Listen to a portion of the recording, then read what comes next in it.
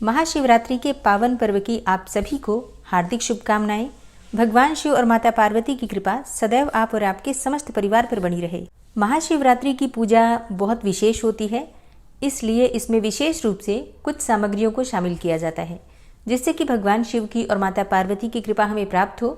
तो आज की वीडियो में आप जानेंगे कि महाशिवरात्रि के दिन आपको कौन सी वस्तु भगवान शिव को अर्पित करनी चाहिए जिससे कि आपकी मन वांछित कामनाएं पूर्ण हो। तो इस वीडियो को अंत तक जरूर देखिए। तो बाबा का जलाभिषेक होता है। सबसे पहले जलाभिषेक के लिए आपको जल चाहिए। आप चाहें तो तांबे का पात्र ले सकते हैं या फिर चांदी का या पीतल का या फिर स्टील का भी ले सकते हैं। आपको पहले गंगा जल डालना है, फिर शुद्ध जल डाल दीजिए और भर दीजिए इस पात्र को। कंठ तक पूरा भरा हुआ जल होना चाहिए, इस बात का आपको ध्यान रखना है। इसके बाद आपको पंचामृत चाहिए। देखिए, अभिषेक आप अलग अलग सामग्रियों से भी कर सकते हैं, जैसे कि फलों के रस से कर सकते हैं अभिषेक, या फिर गन्ने के रस से कर सकते हैं, किसी भी फल के रस से, जैसे कि अंगूर के रस से या फिर अनार के रस से या फिर सेब के रस से, किसी भी फल से भगवान शिव का अभिषेक किया जा सकता है। या फिर सभी प्रकार के फलों को मिलाकर और आप रस बनाकर, जूस बनाकर उससे भी भगवान भोलेनाथ का अभिषेक कर सकते हैं।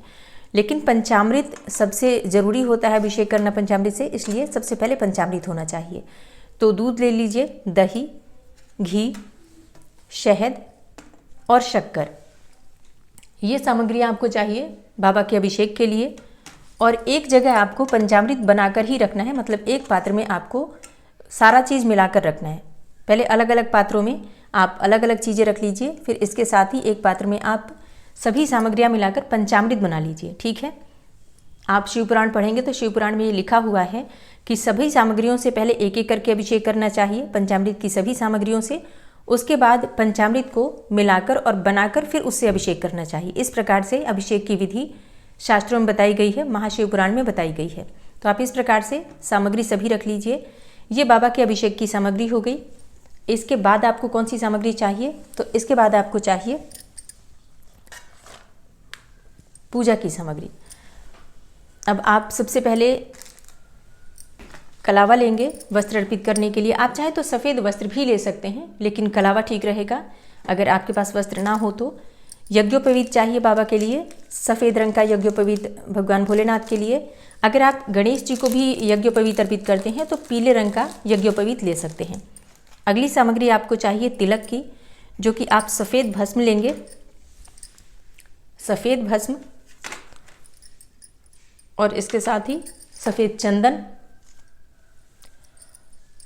और गुलाल, क्योंकि कल से ही महाशिवरात्रि का प्रारंभ हो, महाशिवरात्रि के बाद ही होली का प्रारंभ हो जाता है, तो बाबा को गुलाल जरूर चढ़ता है। तो गुलाल आप ले सकते हैं, कई रंगों के गुलाल आप ले सकते हैं, लाल, हरे, पीले, आपके पास जो भी हो।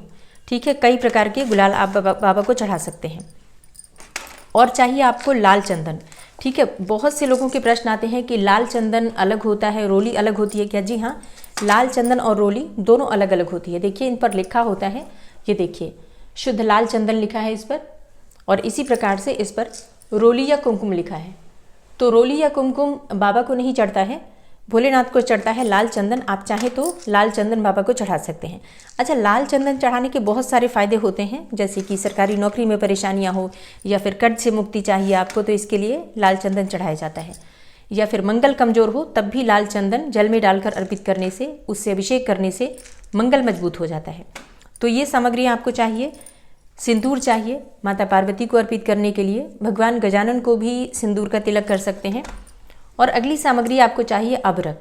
देखिए, ये अबरक मिलता है, बहुत आसानी से मिल जाएगा पूजा की दुकान पर। मतलब भगवान भोलेनाथ को पूजा में अबरक ज़रूर चढ़ता है। इस प्रकार से चमकीली सामग्री होती है जो बाबा को चढ़ाई जाती है। ठीक है, और दीपक चाहिए शुद्ध घी का एक आपको, और कपूर चाहिए आरती के लिए, और कुछ और चीज़ें चाहिए, जैसे कि काला तिल ज़रूर चढ़ाना चाहिए शिवलिंग पर, और कमलगट्टे चाहिए। आप चाहें तो जल में डालकर भी अभिषेक कर सकते हैं या फिर वैसे भी अर्पित कर सकते हैं। अच्छा, कमलगट्टे की माला भी आप चाहें तो अर्पित कर सकते हैं, माता लक्ष्मी की कृपा मिल जाती है इससे। और कोई भी विशेष मनोकामना हो आपकी, तो इसके लिए आपको चाहिए फूल वाली लौंग। ठीक है, इसके अलावा कुछ विशेष सामग्री आपको चाहिए, जैसे कि काले तिल चाहिए आपको। शिवलिंग पर काले तिल जरूर अर्पित करने चाहिए, 7.5 हो, ढैया हो, इन सभी चीज़ों से मुक्ति के लिए काले तिल। और कमलगट्टे चाहिए आपको कुछ। कमलगट्टे शिवलिंग पर अर्पित करने से माता लक्ष्मी की कृपा मिल जाती है। और कोई विशेष मनोकामना हो आपकी, चाहते हैं बहुत जल्दी पूरी हो जाए, तो इसके लिए फूल वाली लौंग चाहिए। 2 फूल वाली लौंग ले लीजिए। कैसे चढ़ाना है ये मैं आपको पूजा की विधि करते समय बता दूंगी। अक्षत जरूर होना चाहिए, खंडित नहीं होने चाहिए चावल, बिल्कुल अखंडित चावल आप ले लीजिए। ये शिवलिंग पर अर्पित करना है। तो ये कुछ सामग्री है जो शिवलिंग पर अर्पित करने के लिए आपको चाहिए। इसके अलावा आपको चाहिए बिल्वपत्र, जिन पर आपने राम राम राम लिखा हुआ होना चाहिए। जैसे इन पर आप लिख दीजिए राम राम, सभी बिल्वपत्र पर जितने भी आपके पास हो। और इसके अलावा शमी के पत्ते चाहिए आपको। शमी के पुष्प भी मिल जाए आपको तो बहुत अच्छी बात है, नहीं मिलते हैं तो शमी के पत्ते तो बहुत आसानी से मिल जाते हैं। धतूरा ले सकते, ये भांग के पत्ते ले सकते हैं और धतूरा ले लीजिए। इस तरीके से कांटेदार जो फल होते हैं ये भी चाहिए आपको। और इसका फूल होता है, ये मुझे बहुत ज़्यादा नहीं मिला है, एक मिला है वो मैं आपको दिखा रही हूँ, तो ये ले लीजिएगा। अगर आपको मिल जाए तो फूल भी ले लीजिएगा। इनके भी बड़े सारे फायदे होते हैं। क्या उपाय किए जाते हैं इससे, ये मैं पूजा करते समय आपको बताऊंगी। अच्छा, इसके अलावा आपको चाहिए पुष्प। तो आप गेंदे के पुष्प ले सकते हैं, इस प्रकार से पुष्पों की माला ले सकते हैं।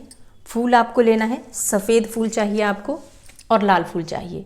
गुलाब के फूल भी ले सकते हैं और इसके साथ ही आप चाहें तो गुड़हल के पुष्प हो तो गुड़हल के पुष्प भी ले सकते हैं और सफ़ेद पुष्प तो चाहिए ही। ठीक है, तो ये सभी चीज़ें बाबा की पूजा के लिए चाहिए।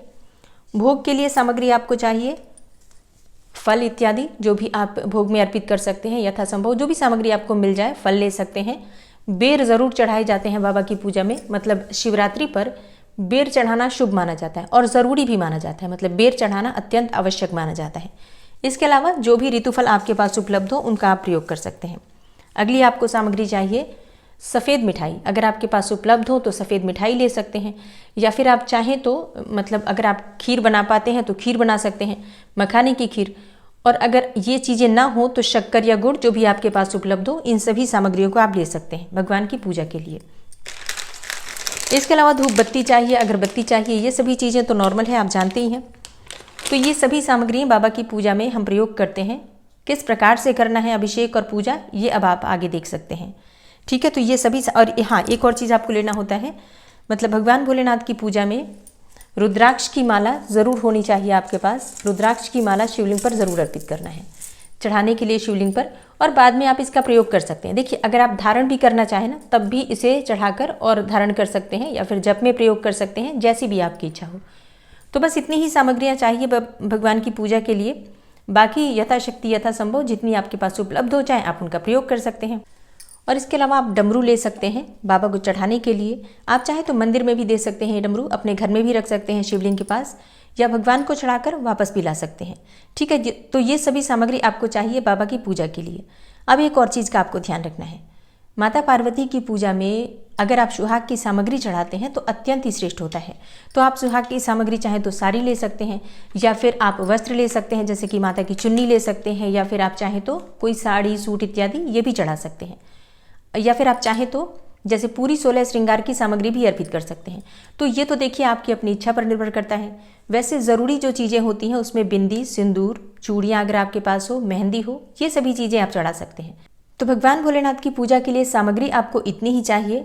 अब इन्हीं सामग्रियों का प्रयोग हम अलग अलग तरीके से करते हैं।